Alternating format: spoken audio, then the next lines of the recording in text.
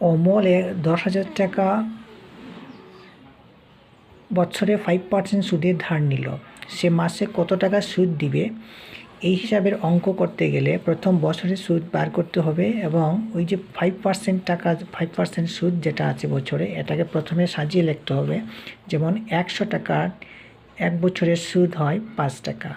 এই 100-র নিচেই আবার সেম 10,000 টাকার বছরের সুদ হবে ওই 5%, মানে 5/100, আর ইন্টু পূরণ লাগাতে হবে 10,000 টাকাকে।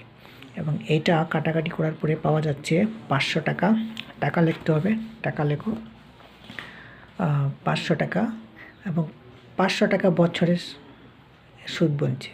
এবং মাসে কত দিতে হবে? এই বছরে যে 500 টাকার সুদকে বছরে মাসে যদি আমরা নির্ণয় করতে হয়, তার মানে মাসের সুদ 1/12 লিখতে হবে। যেহেতু বছরে 12টি মাস থাকে, সেই জন্য 12 দিয়ে ডিভাইড করতে হবে সেই টাকাটিকে।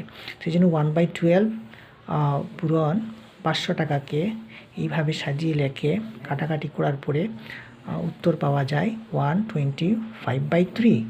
একে সুন্দরভাবে সাধারণভাবে যদি ভাগ করো তাহলে পাওয়া যাবে 14.6 টাকা। টাকা লিখে দেব। হ্যাঁ, 41.6 টাকা, 41.6 টাকা পাওয়া যাবে। ঠিক আছে?